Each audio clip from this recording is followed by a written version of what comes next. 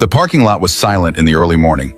Dennis Hayes, exhausted from his overnight shift at the diner, didn't see the black Mercedes until his rusted pickup truck scraped against it.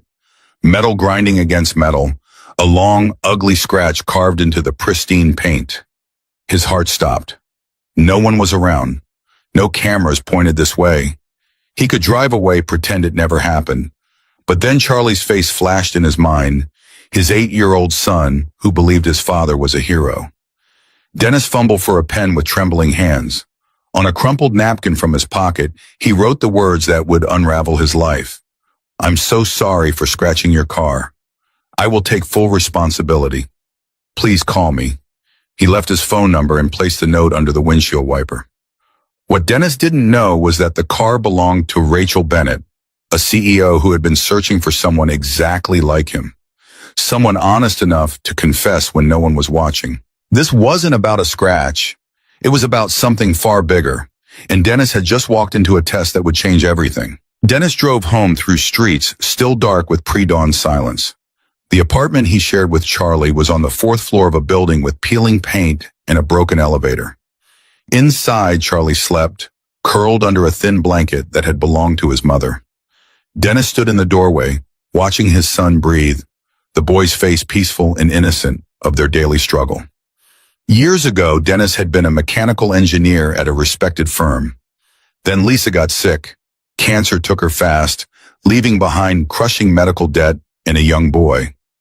Dennis sold everything and took the first jobs he could find. Warehouse work during the day, waiting tables at night, weekend deliveries. The apartment was small but clean. He couldn't give Charlie much, but he could give him dignity.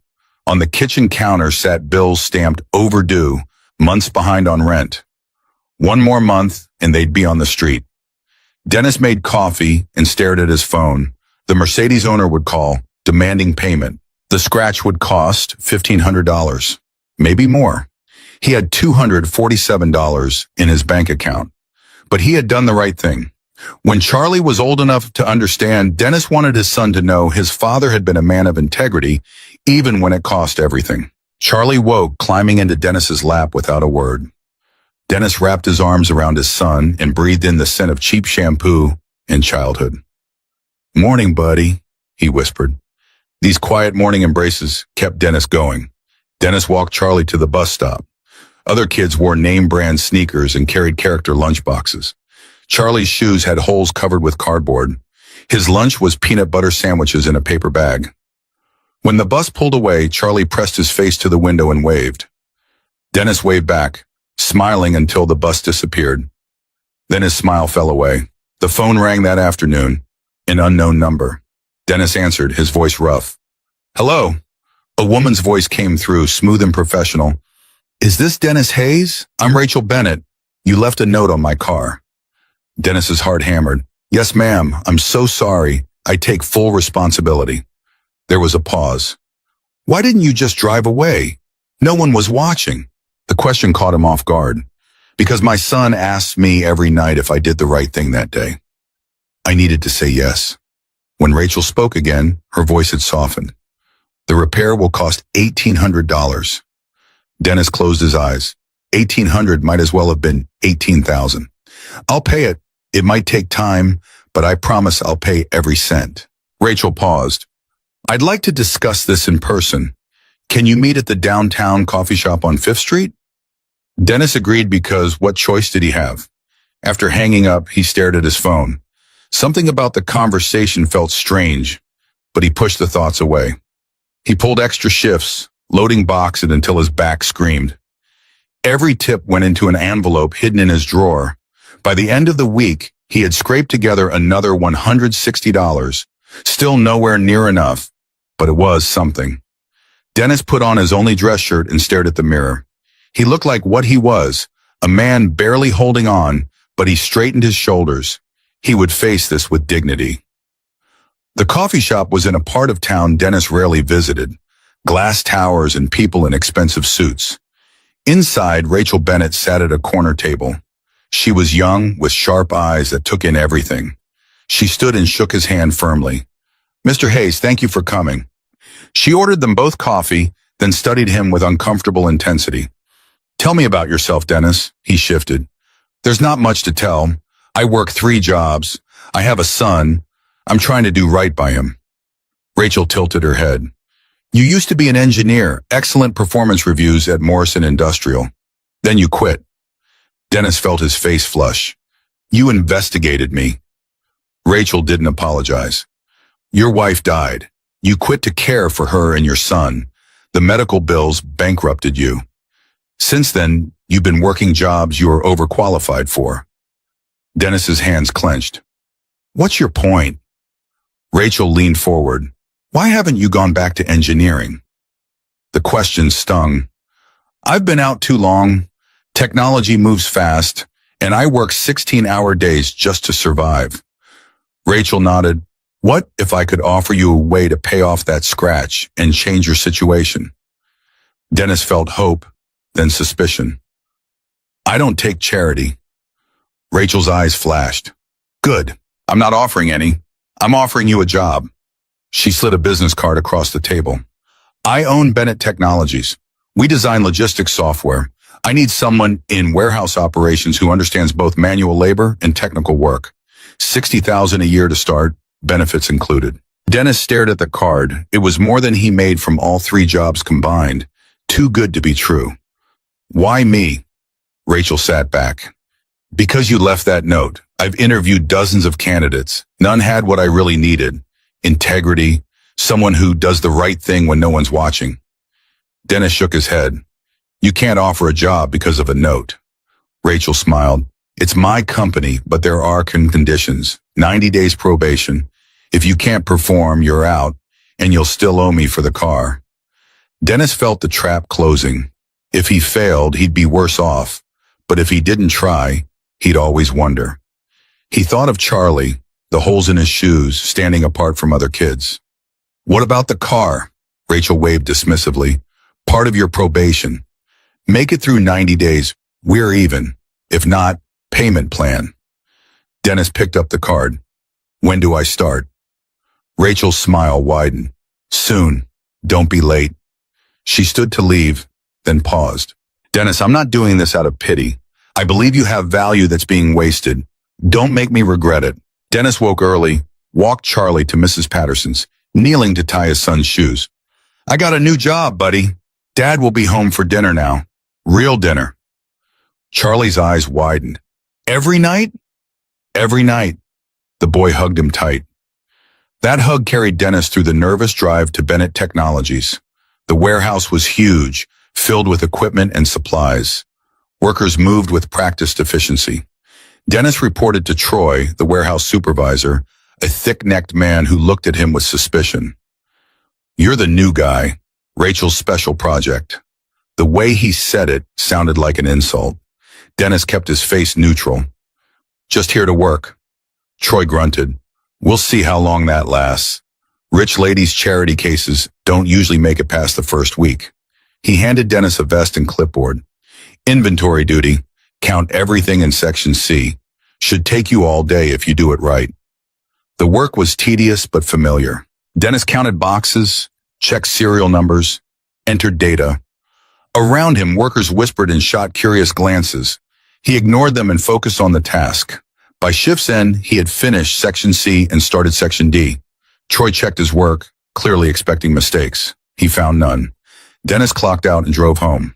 Day 1 complete. Charlie was waiting, bouncing with excitement. Did you have a good day, Dad? Dennis scooped him up. A great day. We're ordering pizza tonight to celebrate. The first weeks passed in intense learning. Dennis absorbed everything, noticing inefficiencies in the warehouse layout and workflow bottlenecks. He kept observations to himself, not wanting to overstep. Troy gave him the worst assignments, heavy lifting, tedious data entry. Dennis accepted without complaint, arriving early and leaving late. Slowly, other workers began to soften. They saw he wasn't above any task, that he worked harder than most. One morning, Dennis noticed loose bolts in the industrial racking system. The weight distribution looked dangerous. He mentioned it to Troy, who dismissed him. Been like that for months. It's fine. Dennis couldn't let it go. He stayed late and wrote a detailed safety report with photos and recommendations, addressed it to Rachel's office, and dropped it in internal mail, not expecting a response. The next morning, Rachel showed up in the warehouse wearing a hard hat and safety vest. She walked directly to Dennis. "Show me," she said. Dennis walked her through his concerns about the racking system. Rachel listened intently, asking sharp technical questions. When he finished, she turned to Troy. "Why wasn't this addressed?" Troy stammered about maintenance lists. Rachel cut him off. "Get it fixed today. Shut down this section if you have to." She looked at Dennis. "Good catch. Come to my office during lunch. I want to discuss your other observations." She walked out, leaving Troy glaring at Dennis. Rachel's office was all windows and minimalist design. She gestured for Dennis to sit. "You've been here a short time. Troy says you're adequate, but I've been watching footage and reviewing your reports. You're exactly what I hoped you would be." Dennis shifted. "I'm just doing the job." Rachel smiled. "No, you're seeing problems and solving them without being asked. How are you adjusting otherwise?" Dennis chose honesty. "The work is fine, but some guys think I'm getting special treatment. Troy especially has been making things difficult." Rachel nodded. "Troy's competent but resistant to change. I'd like your input on restructuring warehouse operations when you're ready." She pulled out a folder. "Meanwhile, I'm enrolling you in our professional development program.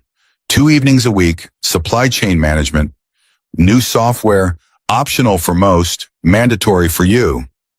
Dennis's first instinct was panic. Less time with Charlie, but this was training that would make him more valuable. "I'll make it work." Rachel studied him. "How is Charlie doing?" The question surprised him. "He's good. Better now that I'm home for dinner." Rachel's expression softened. "I raised my daughter alone. She's in college now, but there were years when it was just us. It's the hardest thing you'll ever do." Dennis hadn't known. "It's worth it," he said simply. Rachel smiled. "Yes, it is." The training program was intense. Logistics, software, inventory optimization. Dennis studied after Charlie went to bed, taking notes, asking questions. He was the oldest person in the program and the only one from the warehouse floor. Some looked at him with curiosity, others with contempt. He didn't care. He was there to learn. Dennis had proven himself capable of strategic thinking. Rachel started calling him into logistics meetings, asking for his perspective. Troy's hostility crystallized into something colder. He assigned Dennis the most dangerous tasks, hoping for a mistake. Dennis recognized the game but refused to back down, completing every assignment flawlessly, documenting everything. The break came when a major shipment arrived wrong, thousands of dollars of equipment at the wrong location. Troy blamed Dennis, saying he had signed off on the delivery. Dennis pulled up electronic records showing he had been in training that evening, nowhere near the warehouse. The signature on the physical form was forged, badly. Rachel called a meeting with Troy, Dennis, and HR. Troy doubled down until Rachel played security footage showing him accepting the delivery. The room went silent. Rachel's voice was ice. "You're fired. Security will escort you out." After Troy left, Rachel turned to Dennis. "I'm making you interim warehouse supervisor, same job Troy had, with appropriate pay increase.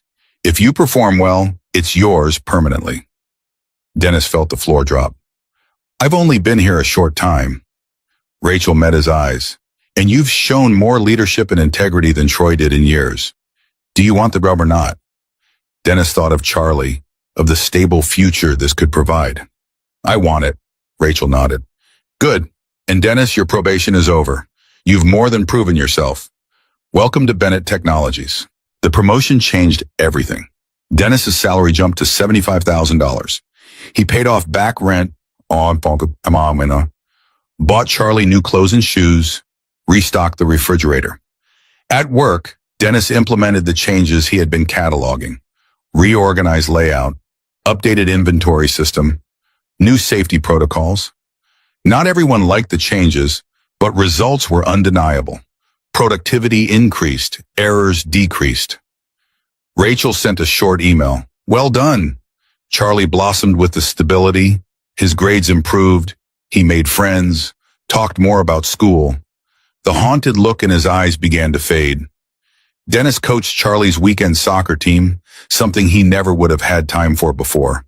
Standing on the sidelines, watching his son run and laugh, Dennis felt emotion clog his throat. This was what he had been fighting for. Rachel came to one of the games, sitting in the bleachers with coffee, cheering when Charlie scored. Afterward, she shook Charlie's hand. "Your dad talks about you all the time. He's very proud." Charlie beamed. "He's the best dad ever." Bennett Technologies was finalizing a massive contract with a national retailer that would double the company's size. The client was coming for a site inspection to ensure Bennett could handle increased volume. Rachel put Dennis in charge of preparing the warehouse, both a vote of confidence and massive pressure. Dennis worked long weeks in the lead-up, checking every detail. His team rose to the challenge. The night before the inspection, Dennis barely slept. The client arrived, and Rachel led the tour with Dennis beside her, explaining operations. The warehouse gleamed, every process running smoothly. The client seemed impressed. Then disaster struck. A critical sorting machine began making a grinding noise. Dennis heard it immediately and felt his stomach drop. The machine was going to fail during the most important inspection of the year. He had seconds to decide.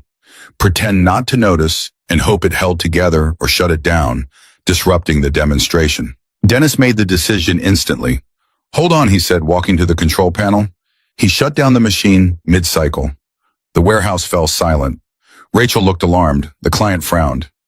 Dennis called his maintenance tech. "Open up the drive assembly now." The tech pulled off the housing. Inside, a bearing was shearing apart, metal shavings glittering. Another 10 minutes and it would have seized, potentially causing a fire. Dennis showed it to the client. "This bearing was scheduled for replacement soon. It went early. I won't risk safety or equipment for a good presentation." The silence stretched. Rachel stood very still, her face unreadable. The client studied the damaged bearing, then looked at Dennis. "How long to fix it?" Dennis consulted with his tech. "We have a spare, 30 minutes. The client nodded. "Do it. We'll wait." While the repair happened, the client talked with Rachel in low tones. Dennis prepared for the worst. He had just torpedoed the biggest deal in company history. When the machine was back online, Dennis ran a full diagnostic. Everything checked out. The tour continued. The client asked pointed questions. Dennis answered clearly and honestly. When it ended, the client shook Rachel's hand. "You've got something special here.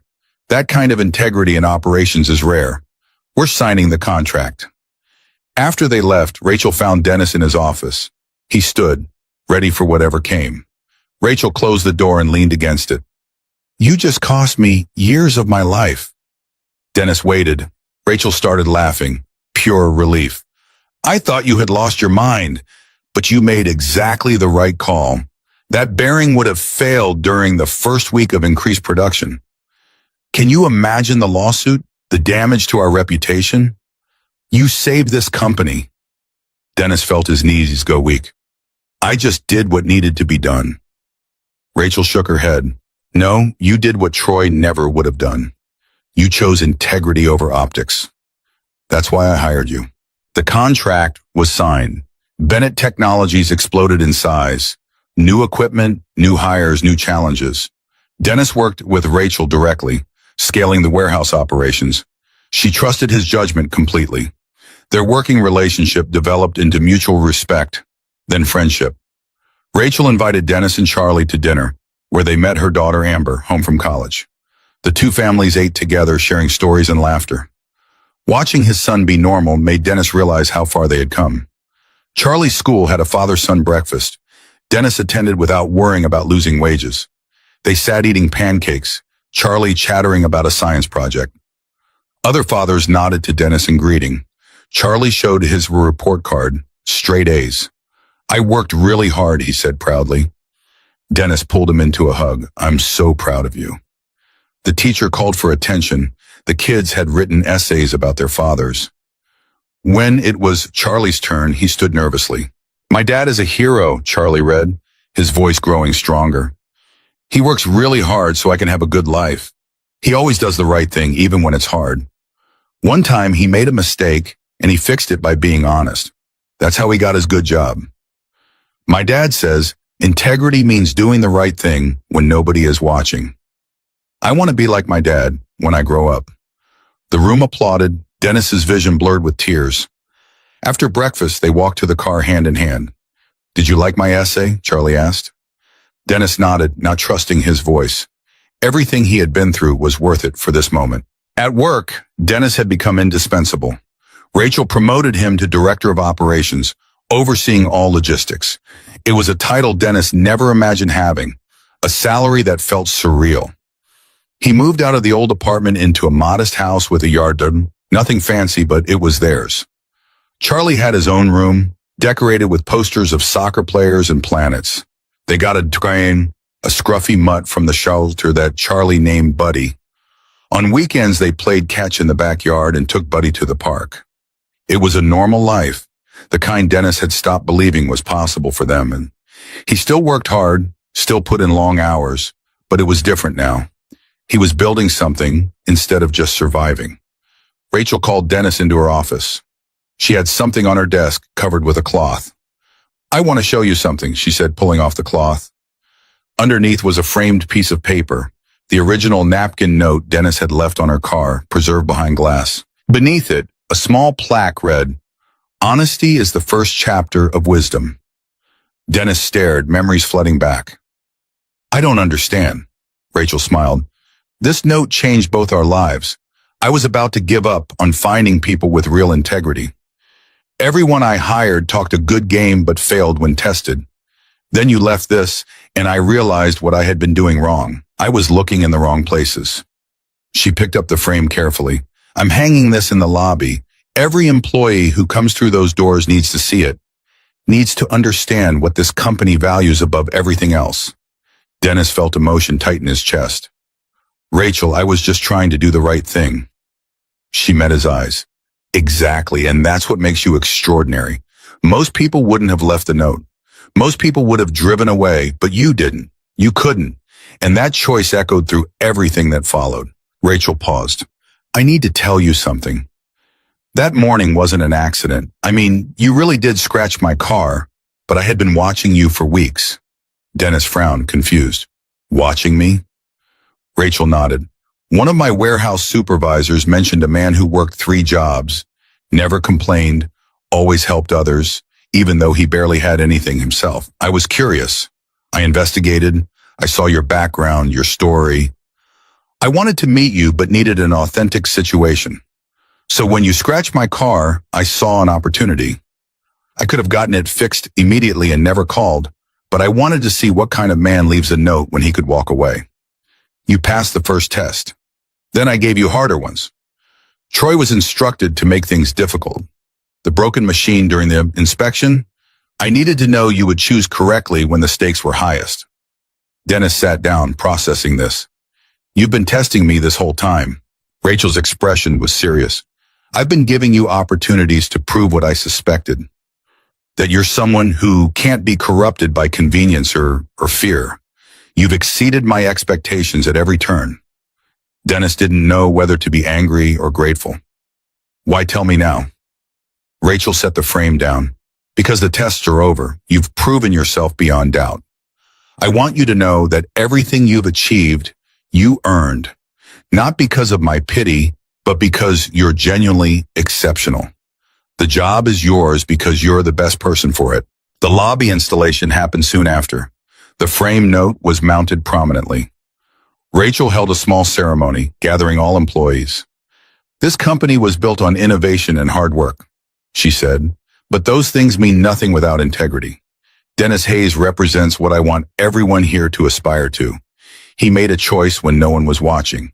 He chose honesty over convenience. And because of that choice, he changed his life and helped change this company."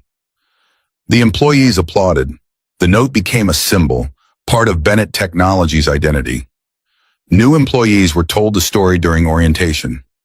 Life settled into a comfortable rhythm. Charlie thrived. Dennis excelled, earning universal respect. Over lunch, Rachel and Dennis talked about the journey. "Do you ever regret it?" Rachel asked. "Leaving the note?" Dennis thought. "No, even if things had turned out differently, I would have done it the same way. Because Charlie was watching. Maybe not that moment, but every moment. Kids learn from what we do, not what we say." Rachel raised her glass. "To choices that change everything." They clinked glasses. Years passed. Charlie grew taller, his voice deepening. He remained a good kid, serious about school.